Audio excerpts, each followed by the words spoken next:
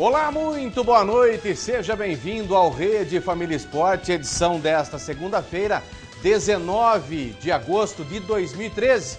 E hoje, segunda-feira, é dia de resultados do Campeonato Brasileiro. Tudo que de melhor aconteceu em mais uma rodada do Campeonato Brasileiro da Série A e também da Série B. E os lances polêmicos que foram manchetes neste final de semana. E hoje nós temos um lance polêmico ao extremo. Na verdade, para mim não tem polêmica nenhuma, mas para você de casa, os antes, né? Os anti-corintianos tem muita polêmica e nós vamos fazer aqui uma reconstituição do que aconteceu no jogo do Corinthians ontem no pênalti marcado para o Timão, pênalti que resultou na vitória do Timão para cima do Coritiba por 1-0. Teve muita polêmica, muita gente falando tanta besteira ontem, rapaz, mas tudo isso porque é o Corinthians, né? Dá um ibope danado.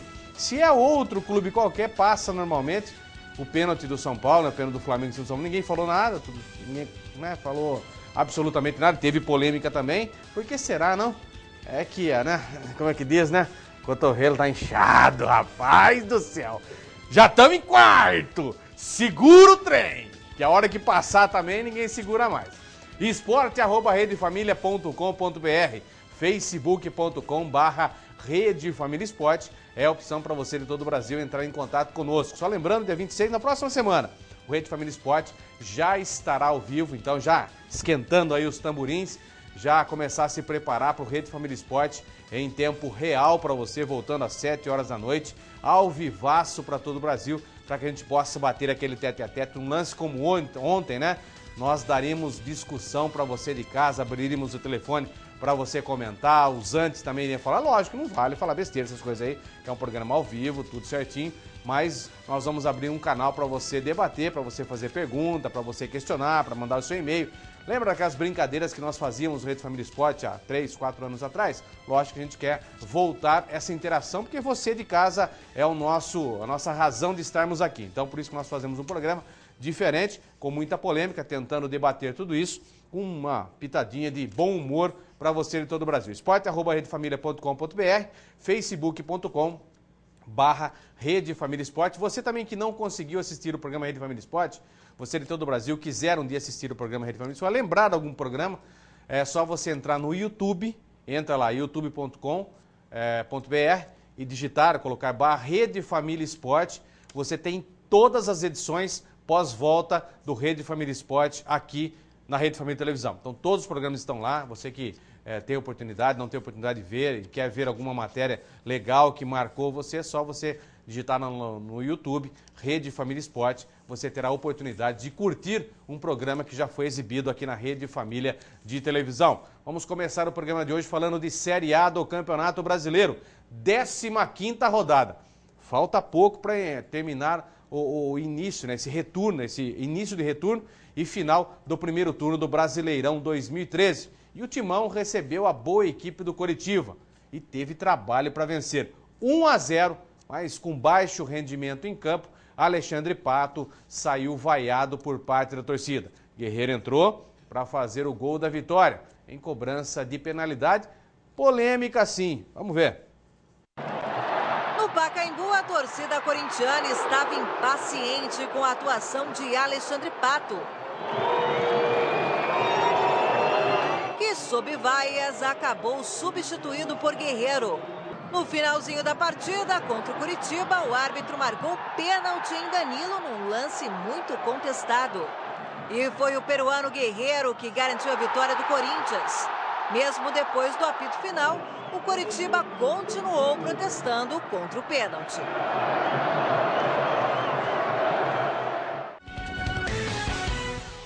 Tá aí então, né? Lógico que durante a partida, né, houveram alguns lances incríveis, né? O Corinthians teve a oportunidade de fazer com o Pato no início da partida, acabou tendo outras situações. No primeiro tempo só deu o Corinthians, o Coritiba se limitou apenas a se defender com duas linhas de 4, duas linhas bem definidas de 4, muitas vezes só o Bill na frente, né? E esse Bill fazia recomposição também no sistema defensivo. O Corinthians só teve dificuldade porque os dois atacantes, né, do Coritiba souberam fazer esse retorno na linha defensiva. O que é isso? São dois atacantes abertos que, quando não tem a posse de bola, saía para marcar as duas laterais. Então o Corinthians teve muita dificuldade para jogar naquilo que é o principal potencial, a principal arma do time, que é os contra-ataques em velocidade aberto pelo setor esquerdo ou pelo setor direito. O Tite até tentou modificar, inverter o Sheik para um lado, o Renato Augusto para o outro, mas estava muito difícil jogar contra uma equipe muito bem postada igual o Coritiba. Acho que foi a melhor equipe que o Corinthians enfrentou, tecnicamente falando, bem postada, armada, muito bem armada, que o Corinthians enfrentou até agora foi essa equipe do Coritiba. E olha que o Coritiba estava sem 9 ou 10 jogadores considerados titulares. Então você imagina que essa equipe tem um grande elenco e não é à toa que vem fazendo a boa competição que vem fazendo no Campeonato Brasileiro. E eu discordo do nosso Nando Lopes, que é nosso comentarista, quando ele fala que o Coritiba é papagaio de pirata, que está ali só para passar alguma temporada. Não, uma belíssima equipe já demonstrou isso, taticamente muito bem postada pelo Marquinhos. O Marquinhos soube ontem fazer com que o Corinthians tivesse dificuldade para sair, e a posse de bola, que é a principal virtude do Corinthians, ela foi retirada. Né? E muitas vezes nós percebemos que, no segundo tempo principalmente, o Coritiba teve muito mais posse de bola que o Corinthians. No primeiro tempo, não. O Corinthians queria fazer o gol da vitória para eliminar todo e qualquer problema. Agora, no segundo tempo, nós vimos o Coritiba voltando um pouco melhor. Aí obrigou o técnico Tito a fazer a modificação. A saída do Pato, né? O Pato que não era jogo pro Pato ontem, mas eu vou explicar o porquê que o Pato entrou. Porque o Emerson, o Guerreiro, ele veio de uma excursão com a sua equipe, né? E acabou viajando quase que 30, 40 horas de voo. Então, ele estava muito cansado. O próprio Guerreiro falou, eu pedi pro Tite para não jogar ontem, porque eu estava cansado muito tempo dentro do avião, né? E isso acabou cansando bastante, e eu não estava bem fisicamente. Por isso que o Guerreiro entrou no segundo tempo. Então, ontem não era jogo pro Pato. O Pato ficou encaixotado no meio dos dois zagueiros. Tanto é que nem o próprio Sheik jogou também ontem. Foi uma das piores partidas do Sheik que eu vi em toda a história do Corinthians. Porque ontem era o tipo do jogo para centroavante trombador, para centroavante rompedor. Por quê? Muito contato. Era um jogo de muito contato dentro da área, principalmente com os zagueiros, com os atacantes. E os atacantes franzino, igual o Pato, não levavam nenhuma vantagem contra os grandalhões, principalmente o Chico, que é volantão, bate muito, o Chico, zagueiro da equipe do Coritiba. Então ontem era como foi no segundo tempo o lance para a entrada do Guerreiro. E aí o lance que causou polêmica. Para mim, não teve polêmica nenhuma, porque um lance desse fora da área é falta aqui, na China ou em qualquer lugar do mundo. Se é falta fora da área, por que dentro da área não pode ser marcado? É isso que às vezes eu fico revoltado. Se é falta fora da área, em lances muito menos contundentes do que ser marcado falta fora da área. Olha lá, olha o braço dele embaixo das axilas do Danilo, empurrando o jogador. Olha agora, essa imagem foi fantástica, ó. Ele empurra. Aí tem certos imbecis, né, que dizem que entendem de futebol. Olha agora, até aí corpo com ombro. Olha agora o movimento do braço dele. Não tem como não marcar pênalti num lance como esse. Olha aí agora, ó, esse lance, olha lá, cara.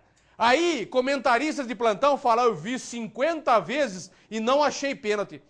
Se isso não foi pênalti, sinto muito, eu não sei mais o que fazer. Eu vou pedir até pro Teves. Teves, vem aqui, faça favor um pouquinho. Faça favor, Teves. Nós vamos fazer uma simulação de como foi aqui o lance do pênalti, para que eu possa explicar para o torcedor de todo o Brasil o que é o lance que está na regra e o que é o lance que não está na... Desse lado aqui, por gentileza, Teves. Sim. Desse lado. Assim? Aqui, não, fica parado aqui. Aí. Quieto aqui. Sim.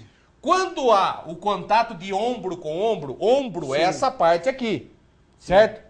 Ombro é essa parte aqui, essa parte chama-se ombro.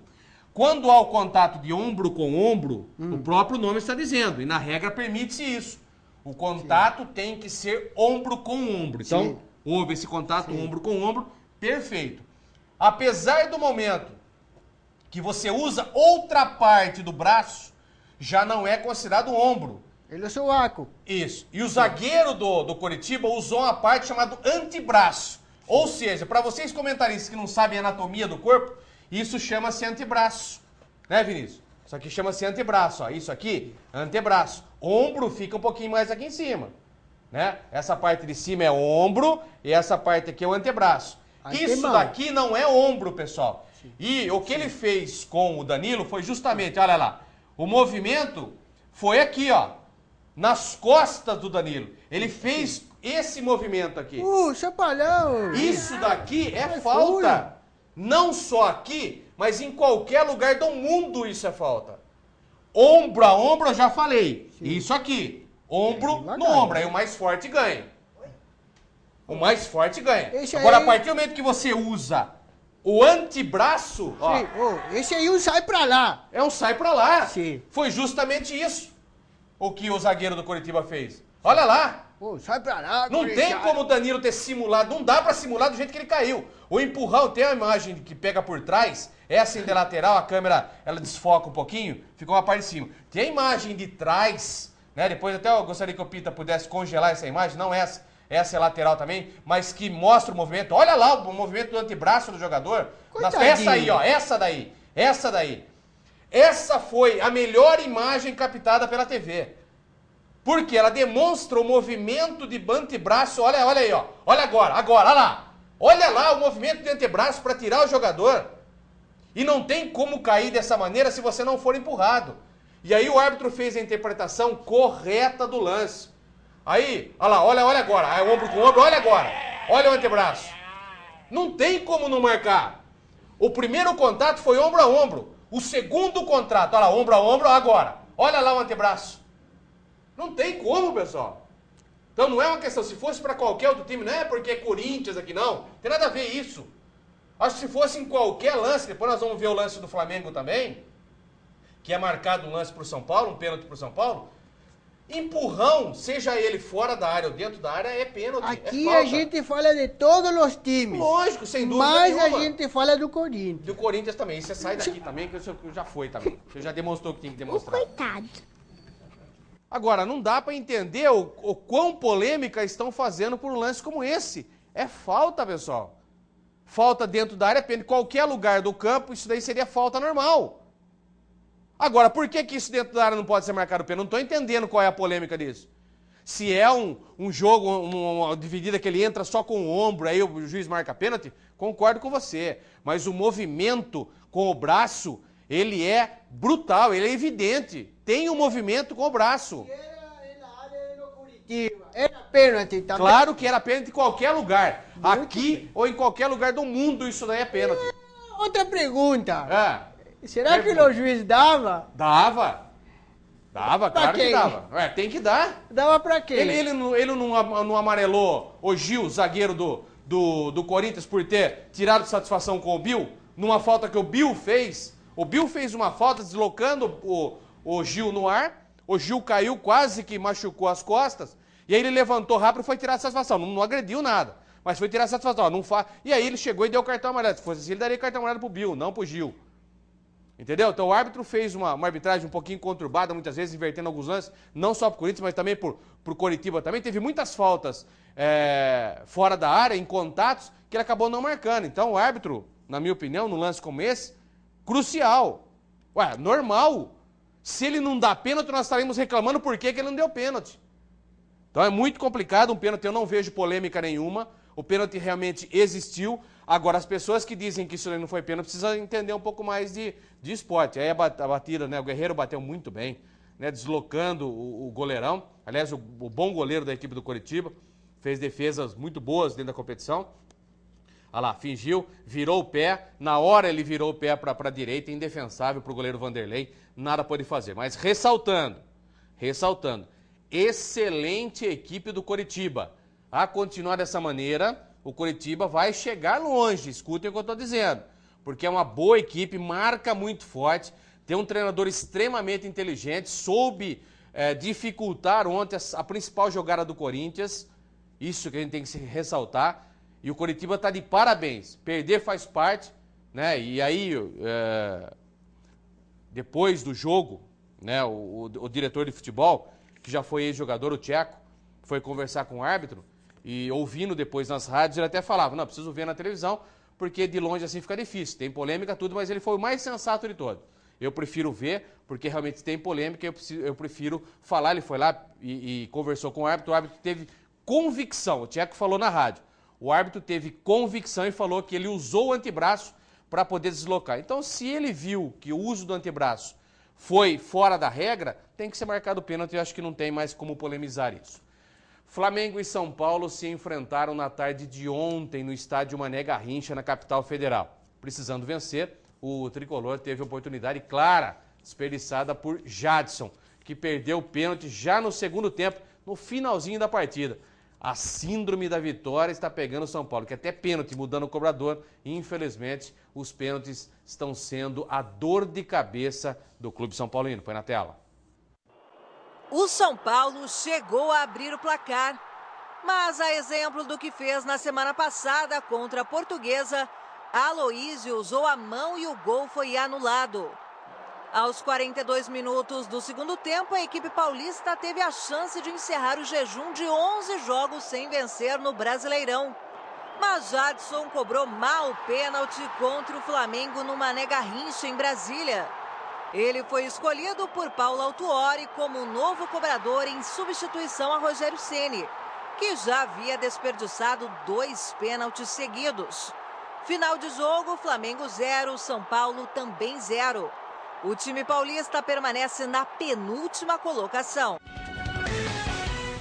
É, situação complicada. Mesmo que o São Paulo tenha melhorado um pouquinho o jeito de jogar, teve várias oportunidades, até melhores oportunidades do que o Flamengo, mas o empate é pouco para o São Paulo. O São Paulo não pode se dar ao luxo de pensar em voltar para São Paulo achando que empate 1 ponto é bom resultado. A partir de agora, 1 ponto não é mais bom resultado para o São Paulo. Era bom resultado se o São Paulo estivesse lá em quarta colocação, na quinta, na sexta, aí seria bom resultado. Mas do jeito que está, 1 ponto é como se tivesse perdido os outros 3. Não dá mais para o São Paulo ficar contabilizando 1 pontinho de cada vez. O campeonato está se passando. Já estamos na 15ª rodada. E o São Paulo vai acordar que hora? Quando já virar o campeonato, daqui a 2 a 3 rodadas, aí já são 19 rodadas, aí já vai pro brejo com chifre e tudo. Então, o São Paulo está na hora de acordar, está demorando muito para acordar, e ficar achando que 1 pontinho fora de casa é bom resultado, vai dormir em berço esplêndido e aí o rebaixamento vai bater a porta do São Paulo. Então, 1 ponto não é bom resultado, no contexto que estamos tendo hoje, e o São Paulo precisa jogar um pouco mais bola do que vem jogando. Aliás, né, outros jogadores, né, o Tardo Luiz Fabiano também, tem que botar na cabeça uma coisa. Ou ele joga agora para ajudar a salvar o time numa situação como essa, porque depois não vai adiantar mais. Tá aí uma boa defesa do Rogério Ceni, numa bela cabeçada, né? O Rogério Ceni foi pro rodapé ali e fez uma boa defesa. O Flamengo acabou pressionando bastante, né? Teve grandes oportunidades. Aí uma outra jogada bonita do Rogério, que acabou fazendo a defesa no rodapé. Quer dizer, alguns jogadores estão se doando. E por mais que muitas vezes a gente fale mal do Rogério, às vezes, mas pelo menos ele está sendo homem o suficiente para vestir a camisa do São Paulo e fazer o máximo que cada um pode fazer. Agora, não ficar um chinelinho, né, dentro do berço esplêndido, né, e acabar não jogando. E aí foi realmente com a mão, e deveria ter aplicado o cartão amarelo, porque foi com a mão. O árbitro que está atrás do gol acabou visualizando perfeitamente esse lance. Não sei se ele deu o cartão amarelo, mas se não deu, deveria ter dado o cartão amarelo. Vai dar lá, deu certinho pro Aloísio. O Aloísio sabe que... Aliás, é a segunda já dele, né? É a segunda dele. Olha lá, com a mão. Ele deu um murro, né? Foi com o antebraço também. Foi muito feio, né? Olha lá, ele sobe, olha lá, pum! E dá uma cortada, né? E aí não teve como. Tem que marcar, um lance como esse tem que marcar mesmo, não tem o que falar, não pode. É por isso que o árbitro está atrás do gol, justamente para auxiliar.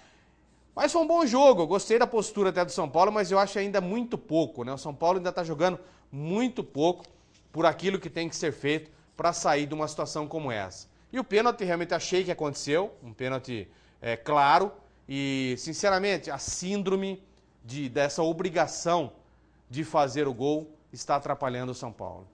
Porque muda-se o cobrador, mas o jeito de cobrar está sendo o mesmo. O mesmo, infelizmente, né? Rogério, que é experiente, vai, bate, o goleiro pega ou vai para fora. Muda-se e o jogador com a responsabilidade de ter que fazer o gol, vai, bate para fora. Ou o goleiro acaba pegando. Que fazem, São Paulo precisa pensar realmente em uma situação diferente, olha, um cruzamento, e aí o árbitro muito longe, mas viu que houve um empurrão, né, e acaba aplicando o cartão amarelo. E muitos, tem gente falando que não foi pênalti, mas não tem nem o que falar num lance como esse, realmente empurrou pelas costas, ele teria possibilidade de cabeceio, mas acabou sendo empurrado pelas costas. Aí, ali agora, lá, ele faz o cruzamento, olha lá. Olha lá, muita gente acharia isso como uma jogada normal, uma jogada de disputa de bola. Mas ele impede com que o jogador chegue para cabecear. Então, não estou vendo polêmica nenhuma, acho que o pênalti foi muito bem marcado. E o Jadson pegou a bola e foi bater. Deixa comigo que eu bato. E aí o Felipe acabou, ele bateu mal, ele mostrou o canto que ele ia bater. Ele mostrou o canto, ele virou o pé e aí o Felipe, goleiro experiente, acabou indo e fazendo, olha lá, olha lá. Olha lá, muita gente por essa imagem fala, mas ele nem encostou. Mas percebeu o antebraço do jogador também nas costas do jogador?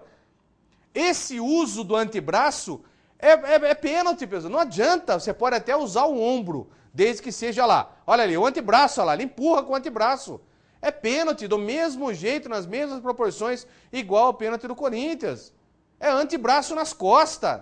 Não tem como não marcar um pênalti desse. Por que lá houve e aqui não houve? É a mesma coisa. Então, acho que os dois critérios dos dois árbitros foram perfeitos na marcação. E aí o Jadson mostrou o lado, né? O jeito que ele está ali, dele virar o pé, percebam daqui a pouquinho quando ele vai bater, que ele caminha para a bola, já mostrando a posição dele, é para que ele bata no canto esquerdo. Olha lá, ele vira o pé para o lado esquerdo. Não tem como, qualquer goleiro, né? Eu que não fui profissional e que joguei no amador apenas, mas eu iria também no canto esquerdo. Porque ele mostrou o lado que ele ia bater no lado que ele virou o pé. O pé dele está virado, ele está virado para bater nesse canto. Não dá para ele virar o corpo para bater no canto ao contrário. Então, quer dizer, mais uma vez, olha lá, ó o erro, ó, vai bater aqui, ó, não tem como não pegar. Foi muito bem o Felipe, ele fez a leitura correta do lance e acabou aí o São Paulo desperdiçando mais uma chance que poderia dar a vitória, como já havia acontecido em outro jogo também, contra a Portuguesa no Canindé. Da mesma forma, o São Paulo poderia ter aberto ali uma vantagem e aí não sofreria uma derrota como sofreu. Ai, situação, né? Vamos ver imagens pós-jogo, né? No momento antes da partida, e pós-jogo também teve, mas esse momento foi antes da partida. Imagens lamentáveis. Vamos rodar as imagens para que o público possa ver. A briga começou quando um grupo de São Paulinos que estava do lado de fora da grade, do entorno do estádio, invadiu o espaço destinado aos flamenguistas. E aí começou a pancadaria, né? Começou o corre-corre. A vítima, um flamenguista, né, que teve a mandíbula fraturada, levou soco e pontapés. Foi agredido com cadeiras, cones e diversos São Paulinos, muitos deles vestiam camisa de uma torcida organizada do clube. Durante o tempo em que o homem foi agredido, apenas um policial militar estava no local. Em seguida, um grupo maior de PMs chegou e dispersou parte dos agressores. Alguns membros da torcida provocaram os policiais, os torcedores só deixaram a área interna da grade após a chegada dos homens da cavalaria. Cenas realmente lamentáveis. Até quando, né? Isso porque o ano que vem nós e esse mesmo estádio lá será palco de jogos da Copa do Mundo.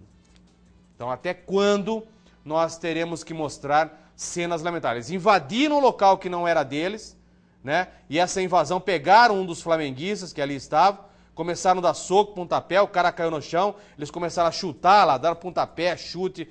Tem que pegar as imagens desses idiotas, desses vândalos, desses babacas e levar para o Ministério Público e colocar na cadeia. Na cadeia. E aí tem que chegar e botar mais pancada nesses caras. Olha ali, ó, o rapaz teve a mandíbula fraturada, né? Um absurdo isso, um absurdo. Cenas lamentáveis, a gente não gostaria de estar mostrando, mas infelizmente nós tivemos que mostrar isso, que mostra a realidade do nosso futebol brasileiro. E olha que essas cenas elas vão para o Brasil inteiro e também para o mundo, né? É o mundo preocupado com aquilo que vai acontecer o ano que vem na chamada Copa do Mundo. É brincadeira, né? Na tarde de ontem, em Campinas, a Ponte Preta enfrentou o Goiás em uma apresentação muito fraca. Perdeu mais uma. E o pior, diante da sua torcida. Nossa equipe esteve lá e conta como foi mais uma derrota da Ponte Preta em casa, dessa vez para o Goiás. Ponte Preta e Goiás entraram em campo na tarde deste domingo em Campinas, no Moisés Lucarelli. A partida foi válida pela 15ª rodada do Campeonato Brasileiro da Série A. E quem começou dando as cartas do jogo foi o Goiás, que criou a primeira chance logo aos 6 minutos. A zaga alvinegra saiu jogando errado, William Matheus cruzou e Walter desviou de cabeça. A bola passou raspando a trave de Roberto. Aos 13, Hugo recebeu de Walter na entrada da área, puxou para o meio e soltou a bomba. A finalização passou raspando o travessão. Superior, o Goiás abriu o placar aos 17 de jogo. O William Matheus desceu livre pela esquerda e cruzou o rasteiro. Walter se antecipou a Diego Sacomã e bateu rasteiro, sem chances para o goleiro Roberto. Ponte 0, Goiás 1. No segundo tempo, a Ponte voltou mais acordada. O empate quase veio aos 7 minutos. Rildo recebeu o lançamento dentro da área, dividiu com o zagueiro e a bola sobrou para Chiquinho, que finalizou de primeira. Renan foi obrigado a fazer grande defesa. A Ponte reclamou de um pênalti não marcado aos 18. Luiz Advíncula ganhou a dividida de Renan Oliveira e na sequência caiu dentro da área. Éber Roberto Lopes nada marcou. Ponte Preta 0, Goiás 1. Tava todo mundo cabisbaixo, fica triste, o outro tá no canto dele, outro joga a toalha em cima da cabeça. Mas quando nós fechamos ali no meio, eu conversei com um grupo e falei que a força, né, do ser humano ela é dentro deles, então nós temos que colocar isso para fora. Nós temos que buscar algo a mais no momento difícil, porque você buscar algo no momento, no momento bom, todo mundo busca. Agora, no momento difícil, esses são os verdadeiros homens, os verdadeiros atletas, que hora que tiram algo mais. E eu tenho certeza que daqui para frente a gente tem que começar a tirar algo mais para poder surpreender. Gostei, galera. Parabéns, o Clorival, né? O microfoninho ali bonitinho, ali em cima da mesa. Gostei, parabéns, Clô. Vamos falar da Macaca. Uma situaçãozinha só que eu gostaria de colocar, é muito mais um pedido, né? Até para conhecendo o técnico Paulo César Carpegiani e sabendo, o professor, por favor, mesmo quando o time perder, dá entrevista para nós, né? Explicar um pouquinho o que os jogadores não realizaram em campo, ou se realizaram de uma forma que o senhor não gostou, né? Porque fica fácil na vitória o treinador vir e falar um monte de coisa bonita que o time fez, não sei o quê, mereceu a vitória. E no momento da derrota, que a gente quer saber o que o time não fez, né, o que ele deixou de cumprir, e aí simplesmente o comandante da equipe deixar com que os jogadores, né, e o próprio William, falem sozinho. Então ali faltou, né, eu acho que um respeito um pouco maior do Paulo César Carpegiani com os seus comandados, nesse momento, no momento da tristeza, no momento da derrota em casa. O treinador tem que bater a mão no peito e falar assim, não, eu vou falar. Eu vou falar porque no momento da derrota o culpado sou eu, treinador. Tá? Então é somente um recado. Eu sei que o Paulo César Carpegiani é um treinador extremamente experiente, né? Mas um recado. No momento da vitória, deixe com que os comandados sintam-se bem e falem. Agora, no momento de uma derrota como essa em casa, onde começa a se cobrar um pouco mais, é hora do comandante da equipe assumir essa responsabilidade e falar, a responsabilidade é minha, que sou o treinador, e por isso eu assumo o erro da equipe não ter jogado dessa maneira. Parabéns ao William, que se prontificou a falar na coletiva de imprensa, e falou que nesse momento eles estão fechados, né? E ele é um jogador extremamente experiente, e sabem que nesse momento que ele mesmo falou que alguns jogadores cobrem a cabeça, que os jogadores ficam prostrados, né, com vergonha, até, né, se culpando de uma derrota, que nada melhor do que um dia após o outro para que tudo volte ao normal na Ponte Preta. Todo mundo sabe que a Ponte Preta tem time para estar melhor do que está na colocação. E não é uma derrota como essa que vai apagar a bela campanha que a Ponte vinha fazendo até o momento. Todas as equipes vão passar por um momento como esse. Todas elas, independentes se o time é bom, se o time não é, se tem craque, se não tem, todas vão passar. Esse é um momento de declínio, normal. Uma equipe, quando chega no ápice físico e técnico, a tendência é dar aquela caída normalmente. Isso é normal dentro do futebol. E quem vivencia muito tempo no futebol sabe disso. Só que depois ela já retoma porque você tira lições disso daí. Então eu acho que o treinador vai tirar lições disso, ele é competente ao extremo, e a equipe da Ponte Preta vai voltar a vencer e jogar bem do jeito que vinha jogando. Só que tem que ter paciência, tem que ter calma, não pode entrar em desespero, não é hora de entrar em desespero. A equipe é uma boa equipe, e cada jogador tem que confiar na qualidade técnica que cada um tem.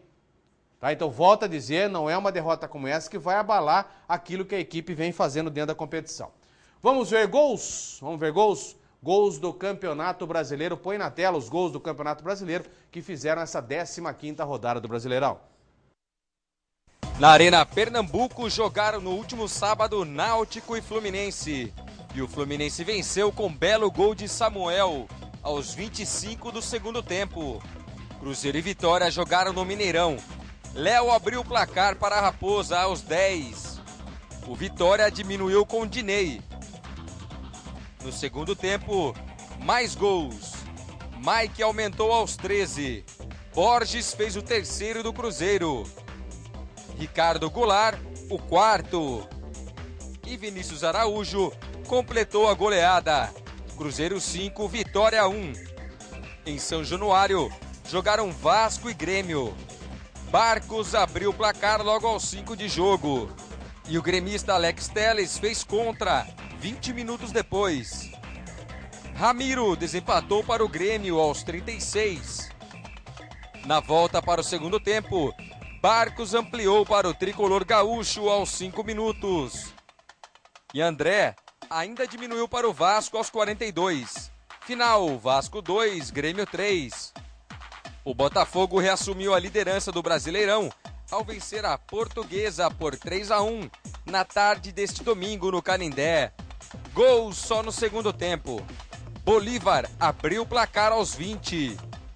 Luiz Ricardo empatou 5 minutos depois. Porém, no lance seguinte, Rafael Marques tratou de colocar o Botafogo à frente. E Elias fez o terceiro dos cariocas. Jogando no Durival de Brito, na capital paranaense, Atlético Paranaense e Criciúma mediram forças. Sueliton abriu o placar para os catarinenses aos 44 do primeiro tempo. Paulo Baier empatou aos 17 da segunda etapa. E 10 minutos depois, Ederson virou para o Atlético Paranaense, que encosta no G4. E também no domingo, Bahia e Santos jogaram na Arena Fonte Nova e empataram sem gols. E jogando em Novo Hamburgo, no Rio Grande do Sul, o Internacional, com um homem a mais, não conseguiu vencer o Atlético Mineiro. Inter 0, Atlético Mineiro também 0. É esse jogo do Inter contra o Atlético, um jogo... Eu acho que teve uma oportunidade de fazer gols, mas as defesas acabaram se sobressaindo. Vamos à primeira parada do Rede Família Esporte. Logo após os nossos comerciais, voltaremos trazendo um pouco mais daquilo que aconteceu no Campeonato Brasileiro da Série A, falando do mercado da bola e também Série B do Brasileirão. Não sai daí, rapidão.